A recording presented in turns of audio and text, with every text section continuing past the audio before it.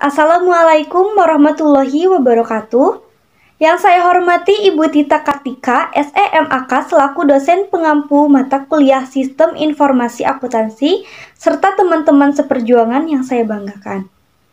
Perkenalkan, saya Rosalinda, perwakilan dari kelompok 5 yang akan menjadi moderator dalam presentasi ini. Adapun anggota dari kelompok ini selain saya ialah Gita Yulinda Puspita, Mulyana, Putri Syifa Setiadi, Ria Angelita, Sri Hernayati Oktavia, dan Yosi Pujirahayu. Pada kesempatan ini, kami akan menyampaikan presentasi yang berjudul Audit Sistem Informasi Berbasis Komputer.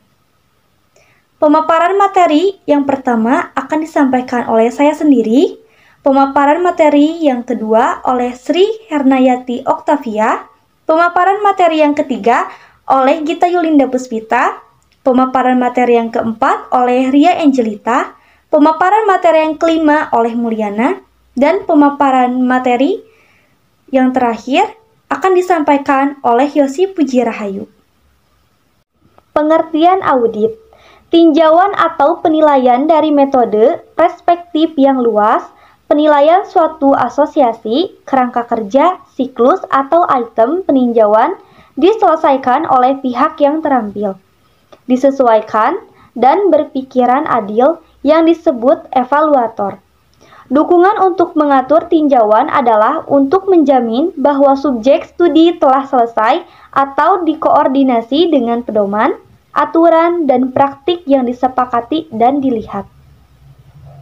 Tinjauan adalah cara paling umum untuk mengumpulkan dan menilai bukti tentang data terukur tentang elemen keuangan oleh individu yang dilengkapi dan bebas untuk memiliki pilihan untuk memutuskan dan menyelidiki kesamaan data yang digabungkan dengan langkah-langkah yang telah ditetapkan.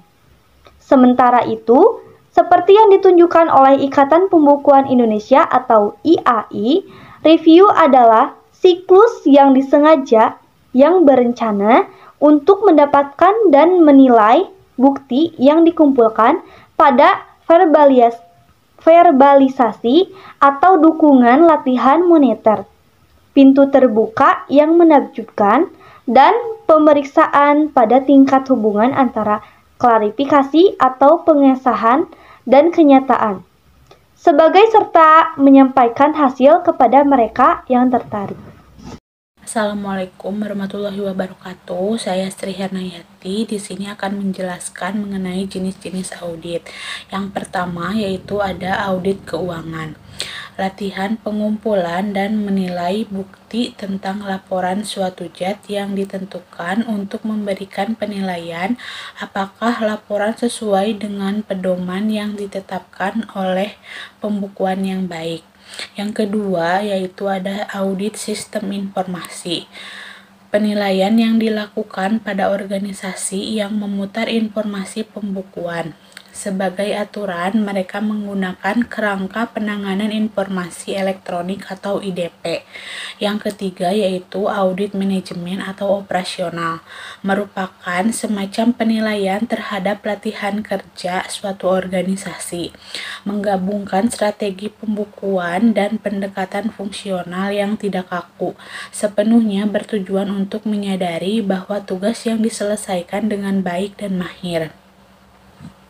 Yang keempat yaitu audit investigatif.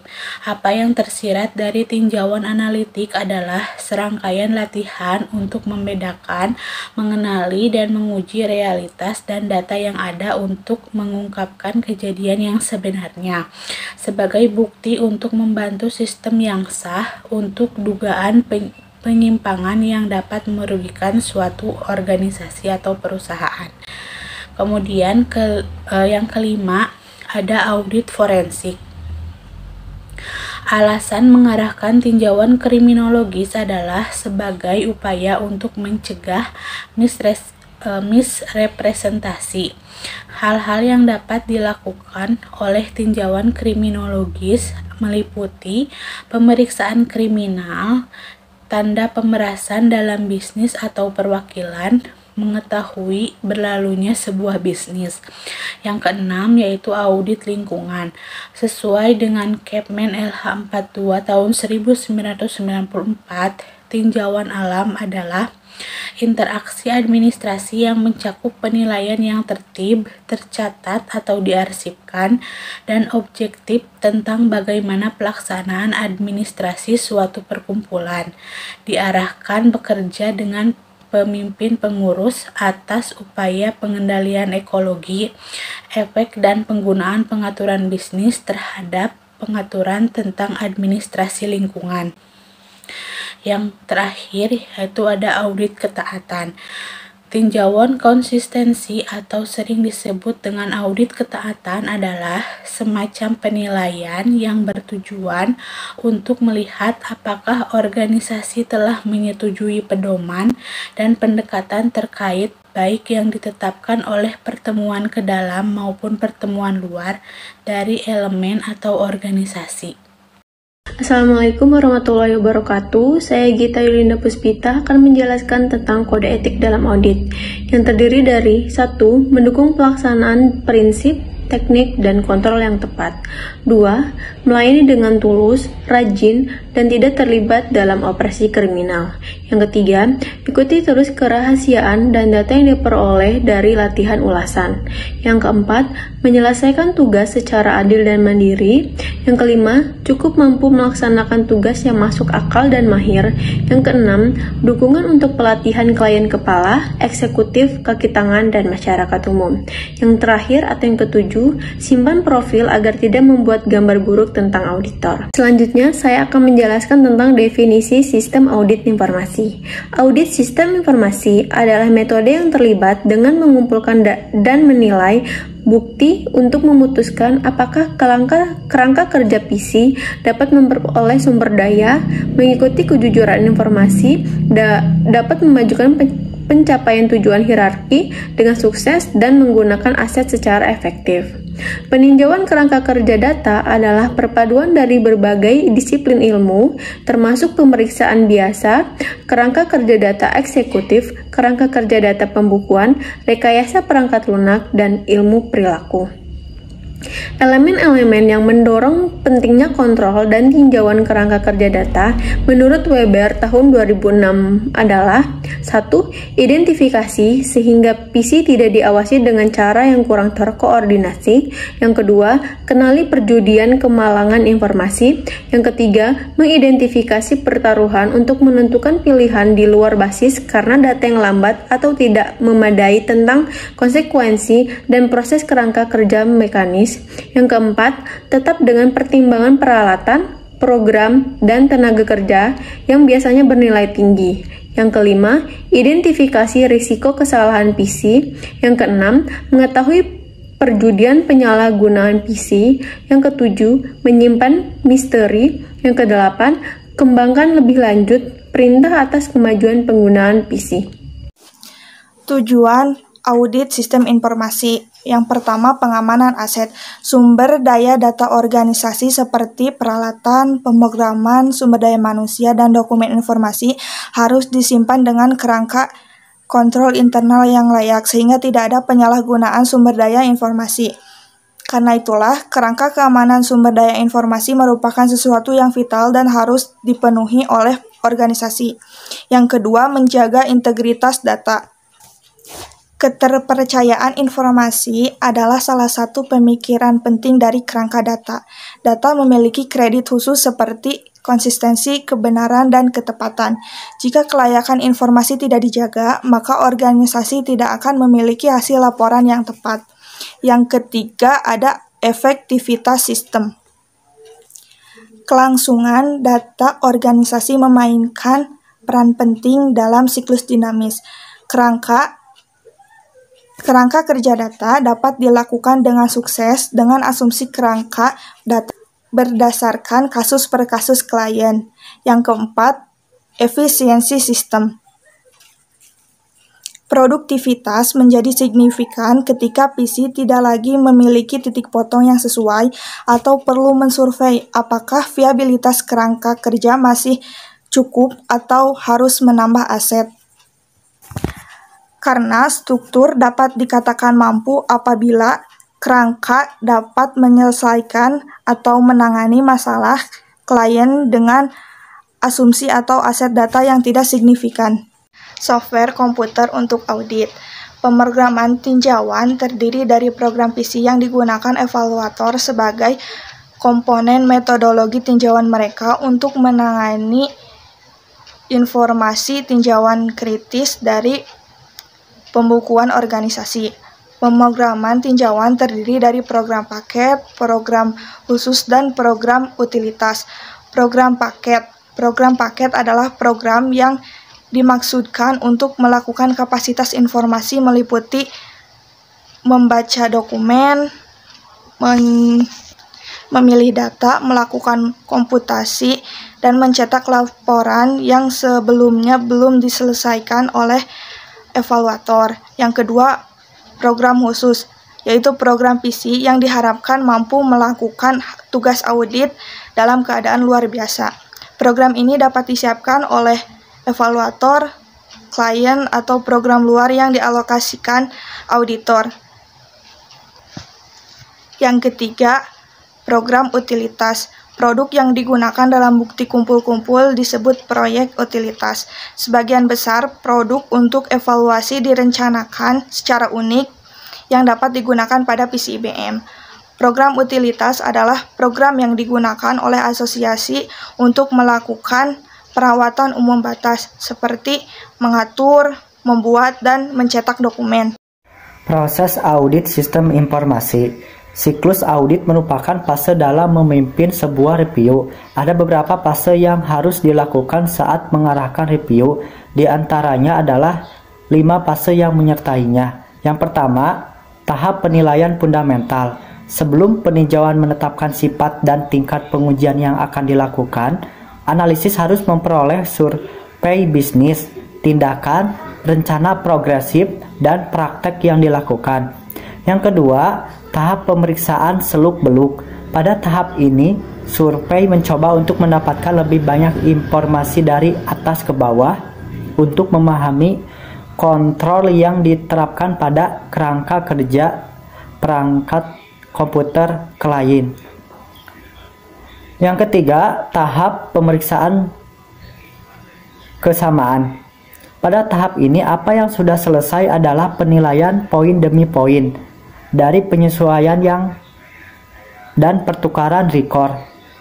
Data yang digunakan adalah dalam catatan informasi yang biasanya harus dipulihkan menggunakan pemrograman, misalnya menggunakan program tinjauan yang didukung oleh perangkat komputer. Yang keempat, tahap pengujian bukti. Motivasi di balik tahap ini untuk mendapatkan bukti yang bagus pada tahap pengujian adalah sebagai berikut. Yang pertama, kenali kesalahan dari penanganan informasi. Yang kedua, kualitas informasi survei. Yang ketiga, mengenali ketidakteraturan informasi. Yang keempat, informasi kontras dan perhitungan aktual. Yang kelima, konfirmasi informasi dengan sumber dari luar organisasi. 5. Tahap penilaian umum hasil eksperimen. Pada tahap ini, evaluator harus memiliki pilihan untuk memberikan penilaian apakah bukti yang diperoleh dapat mendukung data yang diperiksa. Tinjauan tersebut menggabungkan struktur kontrol interior yang dilaksanakan dalam organisasi yang mencakup: poin A, kontrol umum. Poin B, kontrol aplikasi. Assalamualaikum warahmatullahi wabarakatuh. Saya Putri Syifastiadi akan membacakan materi tentang latar belakang sistem audit informasi. 1. Konsekuensi dari hilangnya sumber data. Ada beberapa masalah normal dengan ketidakberuntungan informasi pada PC, termasuk kesalahan manusia, serangan virus, dan kerusakan fisik. 2. Misalokasi yang mungkin disebabkan oleh pilihan dari informasi yang salah. Dalam organisasi arah independen tergantung pada informasi yang didapat, salokasi yang mungkin disebabkan oleh pilihan dari informasi yang salah.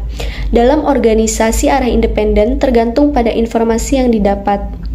3. Kemungkinan kerusakan komputer manakala sistem komputer tidak terkendali. PC dirugikan karena framework karena terprogram, membuat informasi di PC menjadi liar, menyebabkan kesalahan dalam menghasilkan informasi ini dapat dihindari dengan mengontrol atau menilai kerangka data. 4. Peralatan bernilai tinggi, pemrograman serta biaya yang tinggi untuk perbaikan kerusakan komputer. Kepentingan dalam memperoleh perangkat mahal, selanjutnya pengendalian yang baik diharapkan dapat membatasi kerugian yang terjadi. 5. Kebutuhan terhadap pemeliharaan dan kerahasiaan dari setiap pribadi untuk membatasi masuk ke kerangka kerja. Setiap klien kerangka diberikan kekuatan yang berbeda. 6. Kebutuhan terhadap pengendalian dan perkembangan penggunaan komputer. Assalamualaikum warahmatullahi wabarakatuh. Perkenalkan, nama saya Yosi Puji Rahayu. Di sini saya akan menjelaskan mengenai audit operasional atas suatu sistem informasi akuntansi. Audit operasional adalah review aplikasi PC dan dibedakan menjadi 3 macam. Di antaranya yang pertama, pasca eksekusi atau tinjauan setelah eksekusi. Pemeriksa memeriksa apakah pembuatan aplikasi PC yang telah dijalankan di suatu cabang telah sesuai dengan persyaratan pemanfaatan dan telah dilengkapi dengan aset yang berguna. Para komentator memeriksa apakah struktur aplikasi tertentu dapat dikembangkan dengan alasan bahwa itu telah bekerja dengan baik dan memenuhi persyaratan klien atau harus diubah dan bahkan harus ditangguhkan. Review ini diselesaikan oleh penguji dengan menerapkan keterlibatannya dengan perbaikan kerangka, sehingga evaluator dapat menilai apakah kerangka kerja yang telah dilakukan harus di-refresh atau diperbaiki, atau bahkan diakhiri jika tidak, tergantung pada situasi atau kondisi. Yang kedua, ada audit secara bersama. Penguji adalah individu dari kelompok pengembangan kerangka kerja. Mereka membantu kelompok dengan mengerjakan sifat perbaikan kerangka kerja yang dikerjakan oleh penyidik kerangka kerja tersebut. Perencana atau insinyur perangkat lunak dan akan dieksekusi. Untuk situasi ini, peninjauan menyebut kepala tugas dan dewan sebagai penegasan kualitas. Selanjutnya yang ketiga ada audit secara bersama-sama. Penguji adalah individu dari kelompok pengembangan kerangka kerja. Mereka membantu kelompok dengan mengerjakan sifat perbaikan kerangka kerja yang dikerjakan oleh penyidik kerangka kerja. Perencana atau insinyur perangkat lunak dan akan dieksekusi. Untuk situasi ini, peninjau menyebut kepala tugas dan dewan sebagai penegas kualitas. Selanjutnya, saya akan menjelaskan mengenai ruang lingkup audit operasional.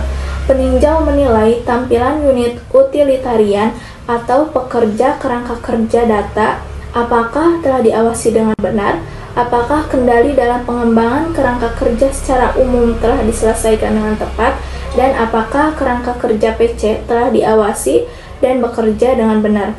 Dalam pemimpin penilaian, tes atau peninjauan diselesaikan untuk digunakan sebagai bukti atau alasan untuk membuat berakhir terlebih lagi, memberikan saran kepada eksekutif tentang masalah yang berhubungan dengan kepraktisan, kemahiran, ekonomis, aksesibilitas kerangka kerja atau persiapan kerangka kerja untuk membantu tugas asosiasi atau tidak mudah rusak, keamanan sumber daya yang memuaskan, persiapan yang baik, dan pengamatan kerangka kerja. Juga untuk administrasi TI mencakup sudut-sudut sebagai berikut. Yang pertama untuk kelangsungan hidup, produktivitas, kerahasiaan, kombinasi, aksesibilitas, konsistensi dengan peraturan atau aturan, dan ketergantungan data. Demikian presentasi dari kelompok 5. Semoga bermanfaat bagi kita semua. Saya sebagai moderator memohon maaf atas kesalahan saya. Terima kasih atas perhatiannya. Wassalamualaikum warahmatullahi wabarakatuh.